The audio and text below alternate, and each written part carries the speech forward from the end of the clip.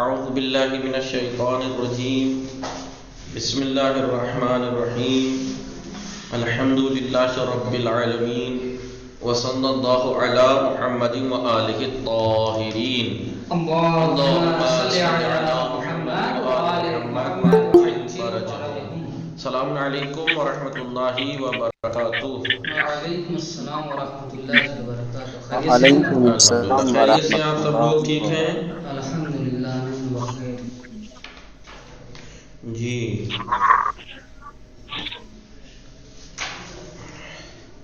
جی تحسین فاطمے، اسد صحیح صاحب خیریت سے ہیں؟ غنچہ فاطمے خوبی، گل زہرا شب و اطہر سوہی نقوی۔ جی ہماری گفتگو کتاب فلسفہ آشنائی با فلسفہ میں چل رہی تھی۔ کس چیز کے بارے میں؟ درس سوم کے بارے میں، درس سوم کے بارے میں تیسرے درس میں چل رہی تھی۔ تیسرا درس کس بارے میں تھا جی؟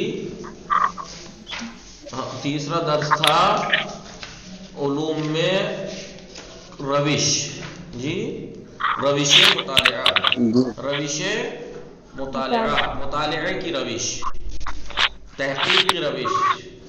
تمام علوم بتایا تھا کہ جتنے بھی علوم ہیں، سبجیکٹس ہیں، اس میں جو روش استعمال ہوتی ہے کلی طور پر اگر دیکھا جائے تو انہی تین بولیے روش میں سے کسی ایک سے استفادہ کیا جاتا ہے۔ کیا جاتا جی روش مطالعہ، جی علوم میں روش مطالعہ بتایا تھا۔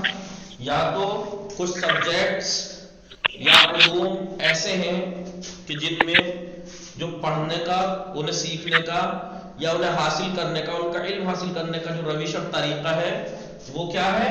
تجربی ہوتا ہے، روش تجربی۔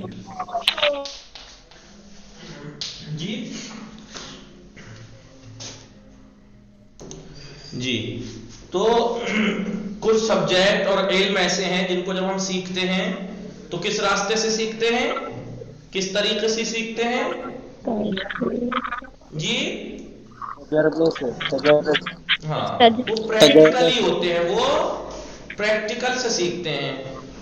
کچھ علوم اور سبجیکٹ ایسے ہیں کہ جن کو ہم سیکھتے ہیں، پڑھتے ہیں تو اس میں کون سا طریقہ استعمال کرتے ہیں؟ تجربے کا۔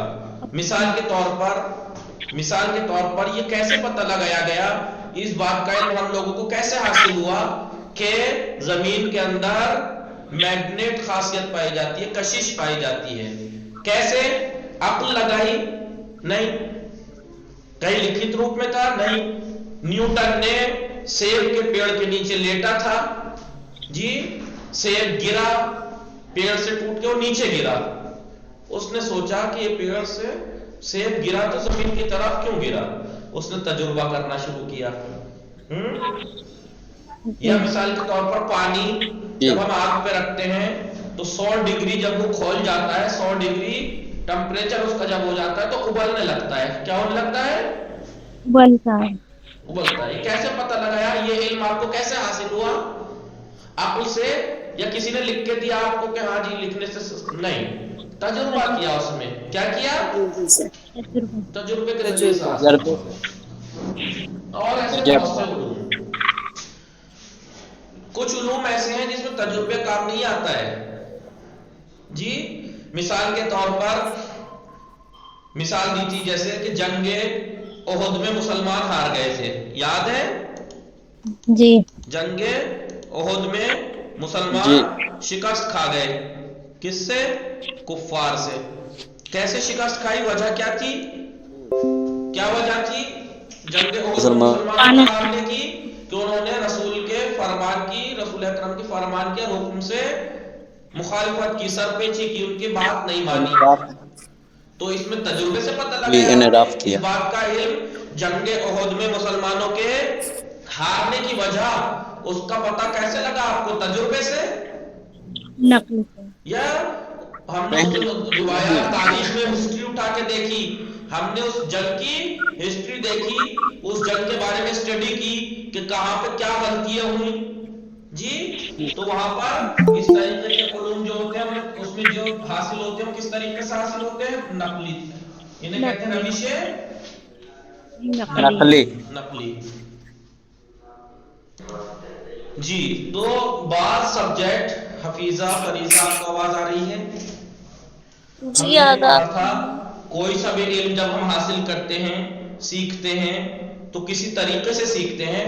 कौन सा तरीका हम इस्तेमाल करते हैं उस इल्म को हासिल करने में, वो फर्क करता है। बाज सब्जेक्ट और इल्म ऐसे हैं कि जिनमें आप उससे नहीं सीखते जी, उसमें किसी ने कह दिया ऐसा, फला जगह लिखा हुआ, ऐसे नहीं सीखते, बल्कि हम तजुर्बे से सीखते हैं। जैसे बताया था कि पानी आग पर जब रखा रहे और वो 100 डिग्री उसका टेम्परेचर हो जाए तो उबलने लगता है, तो तजुर्बा होता है, क्या होता तजुर्बे से है सीखा। जी, आसान। तो बाज इल्म ऐसे हैं कि जिनमें सीखने का जो रविश और तरीका है वो तजुर्बी होता है। बाज इल्म और सब्जेक्ट और बाज मालूमात ऐसी होती हैं कि जिसमें जो सीखने का, मालूम करने का, जानने का तरीका होता है वो नकली होता है। नकली होता है ना लिखित रूप में कि फला जब जंगे ओहद में मुसलमान हार गए, जंगे ओहद में मुसलमान हारे, क्यों हारे, क्या वजह, क्या इल्लत, क्या सबब था, वो क्या आप तजुर्बे से पता लगाएंगे या आप उससे कुछ भी कह देंगे? नहीं, हम किताबें उठा के देखेंगे, मुख्तलिफ तरीके से उस जंग का तज्जिया करेंगे, हम तहलील करेंगे और फिर देखेंगे कि किस जगह पर मुसलमानों से गलतियां हुई। कौन सी किताब में लिखा है? फला किताब में लिखा है, फला जगह लिखा है, ये जंग फला सन में हुई थी, फला फला हुक्म दिया था रसूल ने, फला फला ने ये हुक्म की सरपेशी की, ये वजह बनी कि हम मुसलमान जंग हार गए। ठीक है जी आका। बाज मालूमात और बाज इल्म सीखने का तरीका क्या होता है? ना तो तजुर्बा होता है, ना ही नफल होता है, बल्कि उसमें रविश जो इस्तेमाल होती है कौन सी होती है? रविशे हफीजा फरीजा तहसीन फातिमा सा सही साहब। देखिए आप लोग अगर साथ में देंगे तो मुझे कैसा एहसास होगा कि मैं किसे पढ़ा रहा हूँ, क्यों पढ़ा रहा हूँ जी। हफीजा फरीजा गुले खैरा शब अतर, बोलिए बोलिए। लिहाजा बाज मालूमात जो हम हासिल करने का तरीका वहां पर उसमें रविश होता अकली है जी। मिसाल के तौर पर ये दो लाइनें हैं, ये दो लाइनें हैं, इन्हें कहते हैं खत्ते मुआजी, दो अपोजिट खत, दो आमने सामने के लाइनिंग। दोनों लाइनिंग चाहे जितनी लंबी खींचते चले जाए ये कभी एक दूसरे को क्रॉस नहीं करेंगे। कभी नहीं टकराएंगे। कौन कहता है? नहीं करेगी। पता लगाया आपने? पूरी दुनिया की लाइन खींच के देखी है ऐसे दो लाइनें पूरी दुनिया में? नहीं। कहीं लिखित रूप वाली बातें चलेंगी यहाँ पर? नहीं। अब कहती है कि जब तक ये दो खत आमने सामने के कहलाएंगे तब तक ये एक दूसरे को क्रॉस नहीं कर सकते, और जहां पर क्रॉस हुई भी अगर आपको कोई दिख भी जाए तो फिर वो मुआजी नहीं हो सकते, दो खत्ते मुकाबिल नहीं हो सकते। तो ये इस बात का इल्म कैसे हासिल हुआ? कौन से तरीके से? अकली। जी। खुदा है, खुदा है जी है। और तजुर्बे से साबित करेंगे आप? अकली उस रविश से। लिखित रूप में तो आप कहेंगे जी हाँ लिखित रूप में मैं कुरान में दिखा दूंगी, रिवायात में दिखा दूंगी मासूमीन की, लेकिन नहीं अगर नहीं नहीं आका। सामने वाला गैर मुस्लिम हो तो कुरान और रिवायात को मानता ही नहीं है। अपनी रविश से रिवायात में भी अगर है कि खुदा है और वो एक है तो वो अक्ल से साबित है, वो अक्ल से साबित है। लिहाजा बास चीजों की मालूमात तजुर्बे से हासिल होती है, बास उलूम और सब्जेक्ट ऐसी की मालूमात नकल के जरिए से लिखित रूप में, और बास की अक्ल से होती है। मसला यह है कि हम चूंकि फिलोसफी फलसफा पढ़ रहे हैं, فلسفے میں ان تینوں میں سے کون سی روش استعمال ہوتی ہے؟ جیسا کہ ہم نے پچھلے درس میں پڑھا تھا کہ فرض یہ ہے کہ ہمارا سامنے والا جس سے ہم بتانا چاہ رہے ہیں، بات کرنا چاہ رہے ہیں، جو ہمارے اعتقادات پہ اشکال کر رہا ہے وہ مسلم نہیں ہے، لہذا وہ قرآن کو تو مانے گا نہیں، نقل سے ہم اسے بتا نہیں سکتے، لہذا اس میں عقل سے ثابت کیا جائے گا کہ خدا ہے اور وہ کس موجود ہے، موجود کسے کہتے ہیں، موجود کتنے طرح کا ہوتا ہے، خدا کس طریقے کا موجود ہے، کیا جیسے ہم اور آپ موجود ہے خدا ایسا موجود ہے، یا ہمارے موجود ہونے میں اور اس کے موجود ہونے میں کوئی فرق ہے؟ کیسے ثابت کریں گے ہم؟ عقل سے ثابت کریں گے، ٹھیک ہے؟ جی آقا. حفیظہ فریضہ، تو لہذا ہم نے یہی بات پڑھی تھی یہاں پر. سوال درس کیا تھا؟ درس نمبر 3 میں ہیڈنگ کیا تھی؟ روش مطالعے و تحقیق در فلسفے، فلسفے میں تحقیق اور ریسرچ اور مطالعے کی روش. یہاں بتایا کہ روش کتنے طرح کی ہوتی ہیں؟ 3 طرح کی. اقسام روشات مجھے صحیح سے بتایا تھا کہ سوال کیا تھا یہاں پر؟ شما باچے روشی حقیقت را کشمی کنید. آپ اس حقیقت کو کیسے ظاہر کریں گے کہ پانی 100 درجہ حرارت پر جوش میں آ جاتا ہے؟ کس طریقے سے ثابت کریں گے آپ؟ شما باچے روشی ان حقیقت را کشمی کنید. آپ کس روش اور کس طریقے سے اس سچائی کو کشف کریں گے، ظاہر کریں گے، واضح کریں گے کہ پانی 100 درجہ حرارت میں جوش میں آ جاتا ہے؟ ایک. دوسرا، باچے روشی اس بات میں کنید. آپ کس روش اور کس طریقے سے ثابت کریں گے کہ 2 خط موازی، 2 ایسی لائنیں جو آمنے سامنے ہیں، وہ ہر قدر امتداد یابد، جتنی بھی لمبی کھینچ لیجئے ایک دیگر را قط نہ خواہن کرتے، ایک دوسرے کو ہرگز قط نہیں کریں گے، نہیں کاٹیں گی، نہیں کراس کریں گی، ٹھیک ہے؟ باچے روشی بے ان مطلب دست میابی. آپ کس روش اور کس طریقے سے اس مطلب کو حاصل کریں گے کہ جنگ احد میں مسلمان رسول اکرم کے حکم کی نافرمانی کی وجہ سے، سرپیچی کی وجہ سے شکست کھا گئے؟ کیا تینوں کو طریقوں کو پانی 100 درجہ حرارت میں جوش میں آ جاتا ہے؟ جی. 2 خط موازی کتنے بھی لمبے کھینچ جائیں ایک دوسرے کو کراس نہیں کریں گے، اور مسلمان جنگ احد پیغمبر کے حکم کی نافرمانی کی وجہ سے ہارے. کیا ان تینوں حقیقت کو آپ ایک ہی طریقے سے ثابت کر دیں گے؟ نہ. یا آیا روشائی برائے دستیابی بے ان مطالب پہ کارمی گیرید یکسانن. کیا وہ روش، وہ طریقے جو ان مطلب کو حاصل کرنے کے لیے آپ استعمال کریں گے وہ ایک سے ہیں؟ نہیں. روشن واضح ہے کہ اوپر والے جو مطالب ان میں سے ہر ایک خاص قسم ہے جی، اور ان تک پہنچنے کے لیے آپ ایک مخصوص روش کے محتاج ہیں. ان روش اور طریقوں کو علماء نے، دانشمندان نے 3 حصوں میں تقسیم کیا ہے کلی طور پر. ایک روش نقلی جو ہم نے بتایا کہ جو تاریخی وغیرہ جو مربوط حادثات، گزشتہ میں جو حادثات و واقعات ہیں، یہ ان سے متعلق اس میں استعمال ہوتا ہے روش نقلی. روش تجربی جو میں نے بتایا اکثر یہ کہاں استعمال ہوتے ہیں؟ روش تجربی عظیم روش، کیونکہ کل توضیح دے چکے ہیں، کل کی ویڈیو دیکھ لیجئے گا، لہذا امید ہے کہ آپ کو سمجھ آ گیا ہوگا، آسان بات تھی. روش تجربی کہاں یوز ہوتی ہے؟ عظیم روش اس طریقے سے عمدتاً در مباحث علوم تجربی، پریکٹیکلی جو سبجیکٹ اور علوم ہیں ان کی بحثوں میں، اور آزمائش گاہی جو تمرینی اور پریکٹیکلی، جسے ہم کیا بولتے ہیں اس کو، لیب وغیرہ میں، جیسے طب ہے، ڈاکٹری ہے، شیمی، کیمسٹری وغیرہ، اس میں استعمال کرتے ہیں روش تجربی. یہ والی چیزیں روش تجربی سے سیکھتا ہے انسان. در این روش اس طریقے میں نیاز بے مشاہدہ حسی حتمی است. حتمی طور سے حسی یعنی فزیکل مشاہدے کی ضرورت پڑتی ہے، فزیکل مشاہدے کی، چھونا، دیکھنا، ان چیزوں کی ضرورت پڑتی ہے. مثلا وقتی میگوئیم، مثلا جب ہم یہ کہتے ہیں کہ جاذبہ زمین، زمین کا جو جاذبہ ہے، کشش ہے، کیا بولتے ہیں جی تحسین فاطمہ؟ جاذبہ زمین، زمین کی کشش یعنی حفیظہ فریضہ سے صحیح صاحب جی گریوٹی. گریوٹی، جو زمین کی گریوٹی ہے، ہمیں یہ اجسام را بے طرف زمین میں کشن، زمین کی جو گریوٹی ہے وہ تمام جسموں کو اپنی طرف کھینچتی ہے، جتنی بھی جسمانی چیزیں ہیں سب کو اپنی طرف کھینچتی ہے. جب ہم یہ کہتے ہیں تو اس کا مطلب یہ تھوڑا ہی ہے کہ ہم نے لکھت روپ میں مانا یا یہاں پر عقل چلائی، نہیں، نخست موارد و مصادیق متعددی، سب سے پہلے ہم نے مختلف مصادیق، مصداق متعدد، بہت سے مصداق، جسم کے جو مصداق ہے، جو جسم ہیں ان کو زمین کی طرف، جو زمین کی طرف کھینچے ہیں، بے طرف زمین کے سیدھے شدیان، وہ جسم، وہ چیزیں جو زمین کی طرف کھینچی ہیں، پہلے ہم نے ان کے بہت سے موارد کو دیکھا ہے. کبھی سیب گرا تو زمین پہ گرا، بعض دفعہ پتھر پھینک کے دیکھا، بعض دفعہ کچھ پھینک کے دیکھا. یہ پریکٹیکل کر کے جب ہم نے بہت بار دیکھا ہے اس کے مصداق کو، تبھی تو جا کے ہم نے یہ کہا ہے کہ زمین کی جو گریوٹی ہے تمام جسموں کو اپنی طرف کھینچتی ہے.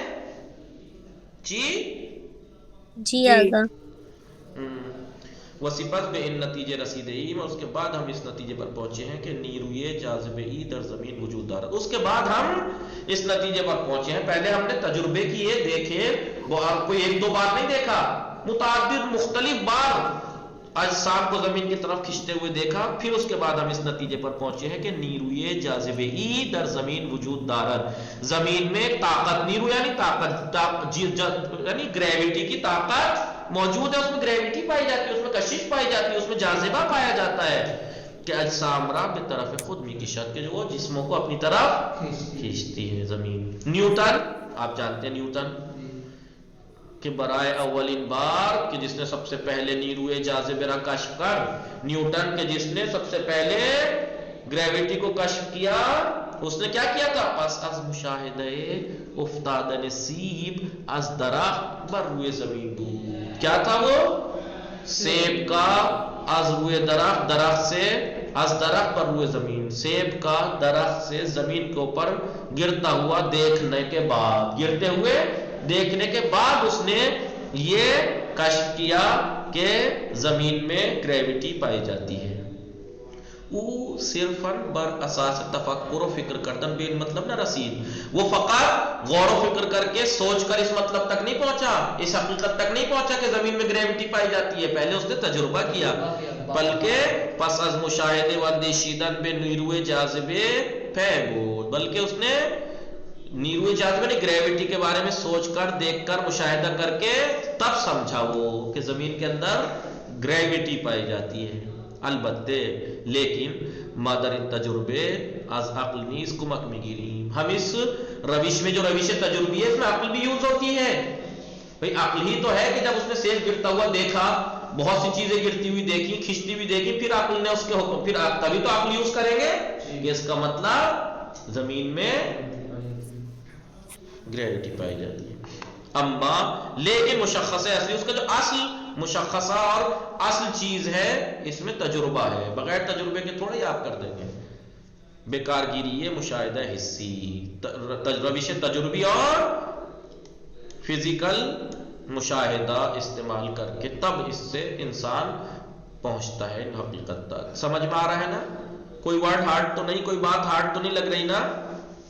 نہیں آگا. جی. تیسری روش ہے روش عقلی. از ان روش، اس روش سے کب استعمال کرتے ہیں، یوز کرتے ہیں ہم؟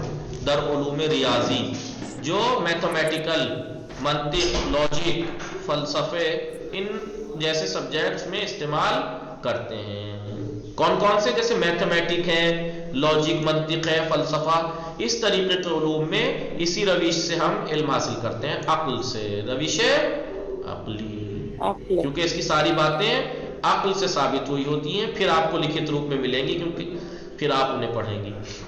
مثلاً با فکر کو فکر و تعقل است کے میگوئیم، مثلاً یہ سوچ کر، تعقل کر کے، غور و فکر کرنے کے بعد ہی ہے کہ ہم یہ کہتے ہیں کہ دو خط موازی، دو مقابلے والے خط لائنیں، دو آمنے سامنے کی لائنیں، ہر چقدر چاہے جتنی بھی نہایت بے نہایت امتداد پیدا کنن کھنچ جائیں، چاہے جتنی کھنچ جائیں دو مقابلے والی لائنیں، ہرگز ایک دیگر را قط نہ خواہن کرد، ہرگز کبھی بھی ایک دوسرے کو کراس نہیں کریں گی، نہیں کاٹیں گی. کیوں؟